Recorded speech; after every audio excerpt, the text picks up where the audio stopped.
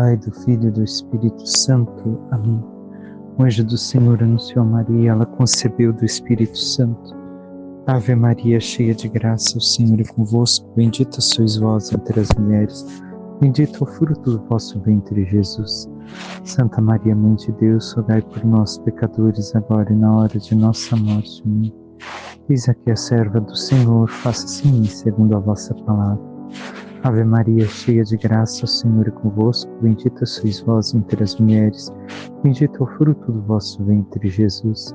Santa Maria, Mãe de Deus, rogai por nós, pecadores, agora e na hora de nossa morte. Amém. E o Verbo divino se fez carne e habitou entre nós. Ave Maria, cheia de graça, o Senhor é convosco. Bendita sois vós entre as mulheres. Bendito é o fruto do vosso ventre, Jesus. Santa Maria, Mãe de Deus, rogai por nós, pecadores, agora e na hora de nossa morte. Amém. Rogai por nós, Santa Mãe de Deus, para que sejamos dignos das promessas de Cristo. Oremos, infundi, Senhor, em nossas almas a vossa graça, como vos pedimos, para que nós, que pela anunciação do anjo viemos a saber o mistério de vossa encarnação, paixão e morte de cruz, cheguemos um dia à glória eterna dos céus, pelo mesmo Cristo, Senhor nosso. Amém. Caríssimo irmão e irmã, hoje celebramos a quinta-feira da quarta semana do tempo comum, mas também é memória de Santa Águeda, virgem e mártir. Quem foi esta? Uma virgem mártir da Sicília. Se vestia quase como uma escrava no seu tempo de romana, de cidadã romana. E, por sua beleza e seu encanto, alguém nobre se encantou muito por ela e quis casar com ela. Ao qual ela disse que não. Lhe questionavam, mas por que se veste assim? Por que se veste como escrava, como serva?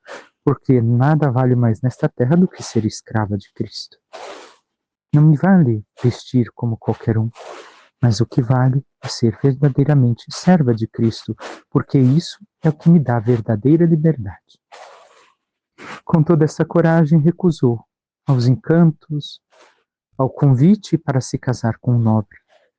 E por conta disso, foi acusada de bruxaria, de seguir o cristianismo também como uma idolatria. E assim, depois de sofrer tantas torturas, uma delas foi-lhe arrancada um dos seios. Com isso, na prisão, tem a visão de São Pedro. E é curada, é restituído o seu seio.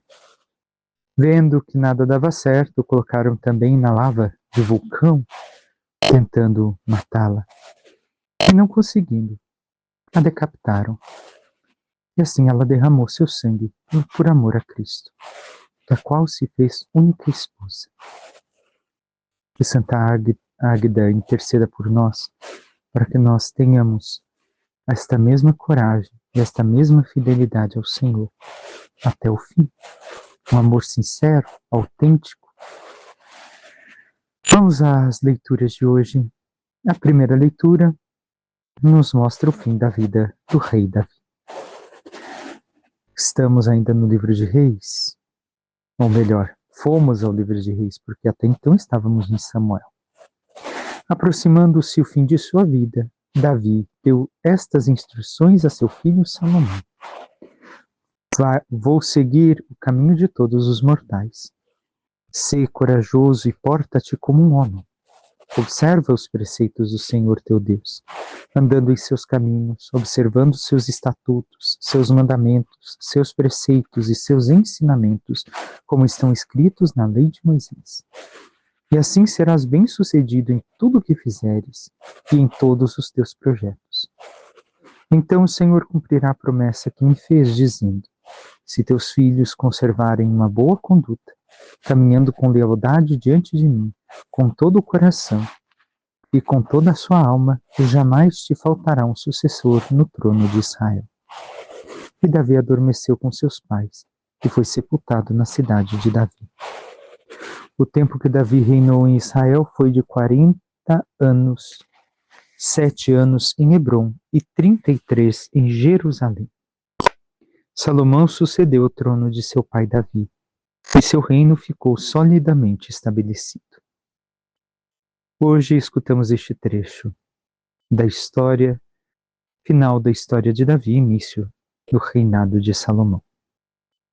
Sabemos muito bem o que Davi disse a seu filho, que observasse tudo o que o Senhor comandou através da lei de Moisés. E assim ele seria bem-sucedido em tudo. Ora, bem sabemos, Salomão era um jovem. Vai pedir a Deus, sabendo da sua pouca capacidade até então, a sabedoria para bem governar, para reinar da forma correta, conforme o Senhor queria, e administrar o povo de Israel de forma santa. E assim foi escutado, de modo que não houve alguém mais sábio na face da terra como Salomão, por causa daquilo que pedira ao Senhor. No entanto, aquilo que seu pai tanto lhe pedira no leito de morte não foi escutado. Salomão, por certo tempo, sim, seguiu os ensinamentos do Senhor, viveu a fé, teve uma boa conduta para que o trono de Israel perdurasse na sua família. Porém, tenhamos em conta que, devido ao seu envolvimento futuro com as esposas que vai adquirindo com cada povo, pouco a pouco vai se esquecendo daquilo que seu pai lhe recomendar. Por quê? Porque para cada esposa estrangeira que tem, Salomão, por pedido delas e exigência, constrói um altar. E assim já não permanece fiel ao Senhor. Deixa de lado o Senhor. Tem uma infidelidade colocada a canto à fidelidade. Seu pai Davi deixara tudo para que ele construísse o templo, e vai construir. Porém, este mesmo templo, por conta da infidelidade de Salomão, depois vai ser destruído. Não em seu tempo, mas em tempos futuros. E antes de colocarmos os nossos questionamentos, só tenhamos uma coisa a mais em conta. Davi reinou 33 anos em Jerusalém, 40 anos de reinado, mas 33 em Jerusalém, 33 em todo o território de Israel. Vemos aqui a idade de Cristo, a idade que o Senhor entrega a sua vida pela nossa salvação. Mas voltemos aos questionamentos. Nós temos nos portado como humanidade perfeita, porque é assim que diz o rei Davi a seu filho: porta-te como homem. Não é a questão do homem enquanto sexo masculino, mas a questão de assumir a identidade humana, a identidade que necessita Deus, de ter esse ímpeto que existe em cada homem de ser aquilo que Deus quer que sejamos. Temos nos portado assim, temos observado os preceitos, os mandamentos, os caminhos, os ensinamentos do Senhor para nós? Ou temos achado que não importa, o que importa é que o Senhor quer que sejamos felizes e eu busco a felicidade? Não, a felicidade a todo custo não vale, porque não é felicidade verdadeira. Muitas vezes não paramos para pensar, mas se olharmos, não é felicidade verdadeira. Então, irmão, irmã, como temos agido em nossa vida? Temos conservado a aliança, vivido tudo aquilo que o Senhor nos pede, ao menos nos esforçado em amá-lo, em servi-lo? Ou, como Salomão depois vai ter suas esposas, nós também encontramos diversas coisas em que relacionamos de um certo modo a nossa vida, e que não são pessoas, pode até mesmo ser pessoas, mas o dinheiro, a fama, os prazeres, isso e aquilo, cada um sabe como nomear. E por causa destas, entre aspas, esposas, nós construímos diversos altares a ídolos no nosso coração e somos infiéis ao Senhor? O salmo de hoje é tirado do livro de Crônicas. Dominais todos os povos, ó Senhor, nos diz o refrão. E esta é a verdade. O Senhor domina todos os povos, por mais que os povos não queiram. É o Senhor quem rege e governa a história. Sois o Senhor e dominais o universo, em vossa mão se encontra a força e o poder. Em vossa mão tudo se afirma e tudo cresce. Então vemos que na mão do Senhor tudo toma a firmeza necessária e desenvolve e cresce conforme a vontade. Até mesmo a nossa vida e a nossa história. Por fim, o Evangelho de São Marcos nos diz: naquele tempo, Jesus chamou os 12, começou a enviá-los 2 a 2, dando-lhes poder sobre os espíritos impuros. Recomendou-lhes que não levassem nada para o caminho, a não ser um cajado, nem pão, nem sacola, nem dinheiro na cintura. Mandou que andassem de sandálias e que não levassem 2 túnicas. E Jesus disse ainda: quando entrardes numa casa, ficai ali até a vossa partida.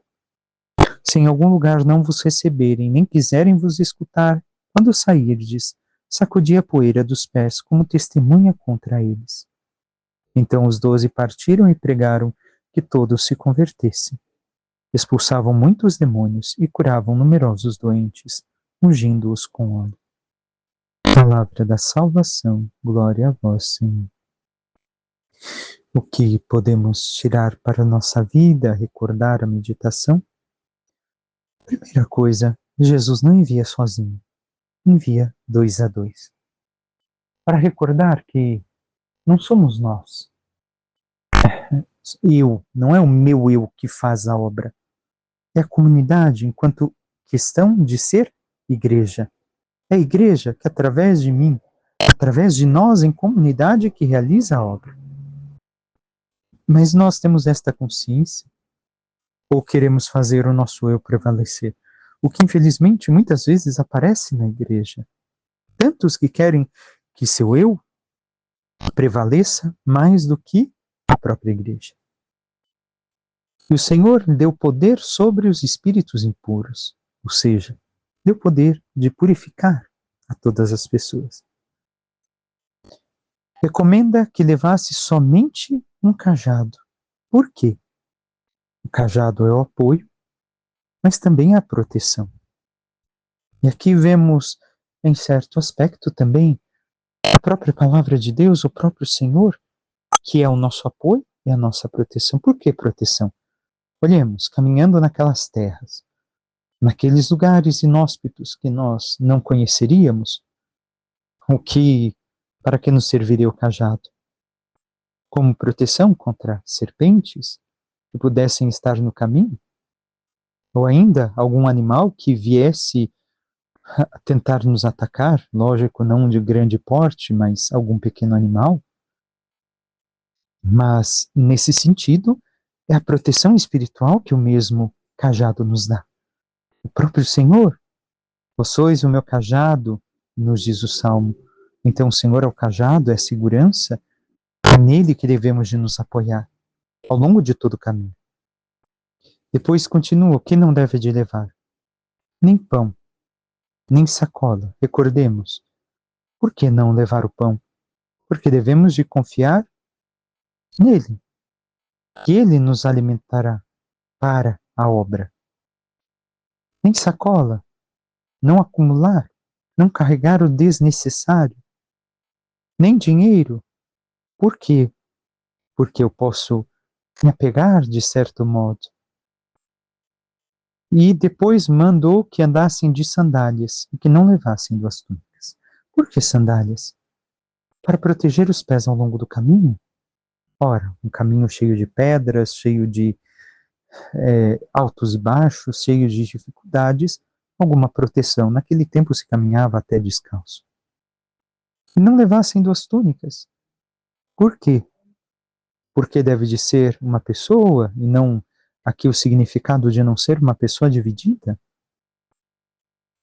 E então, de tudo isso que até agora fomos no texto, nós temos confiado no Senhor ou temos confiado mais nas coisas e nas nossas forças para realizar a missão que Ele nos envia? o quanto temos estado no Senhor, nos apoiado nele através da oração, da intimidade. E Jesus continua: quando entrardes na casa, ficai ali até a vossa partida. Por quê? Para não escolher, olha, aquela casa me oferece coisas melhores, então eu vou até lá.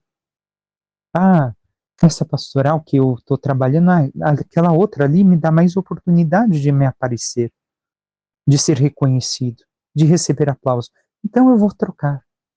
Não é para isso que o Senhor nos chama. Depois continua: se algum lugar não vos receberem, nem quiserem escutar, quando sair, sacudi a poeira dos pés como testemunho contra eles. Recordemos, demonstrando que vós sois pagãos, vós não pertenceis ao povo de Deus, porque não quisestes escutar a própria palavra de Deus. Então a poeira é o testemunho contra eles, mostrando que eles não querem pertencer ao povo do Senhor. E assim, os 12 partiram, pregaram, que se convertessem.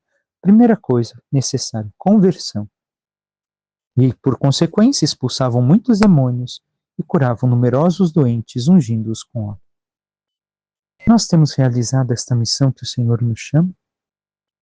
Temos anunciado o seu Evangelho, permanecido onde Ele pede que estejamos, a seu serviço, à sua disposição, na igreja, na vida civil, onde quer que Ele nos colocou, e nós percebemos que ali Ele nos chamou a estar presente com aquelas pessoas para evangelizá-las. Temos realizado esta missão de evangelizar, chamando-os à conversão, expulsando o demônio da vida dessas pessoas. Recordemos como, ajudando-as a sair do pecado, a sair da garra dos demônios, também expulsamos assim o demônio de um reinado sobre a vida das pessoas. Curamos as enfermidades das almas das pessoas que o Senhor coloca ao nosso caminho.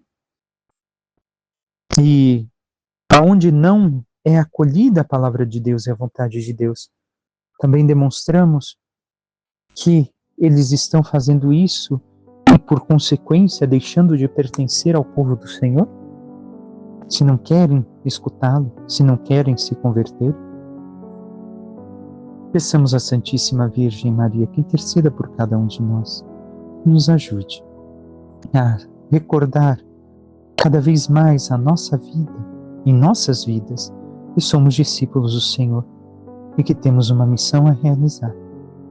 E assim, buscando sempre a fidelidade à sua vontade, aos seus mandamentos, aos seus ensinamentos, abandonemos também os caminhos do pecado, os caminhos das trevas, e agindo conforme a vontade do Senhor, evangelizemos a todos, para que, auxiliando-os a conhecer ao Senhor e a mudar de vida, possamos chegar juntos um dia à glória dos céus. Louvado seja nosso Senhor Jesus Cristo, para que sempre seja louvado. Por intercessão da Santíssima Virgem Maria, de São José, seu castíssimo esposo, e todos os santos e anjos de Deus, desça sobre vós, vossas famílias, vosso trabalho e tudo que vos pertence, a bênção do Deus Todo-Poderoso, que é Pai, Filho e Espírito Santo. Amém. Um santo e abençoado dia a todos.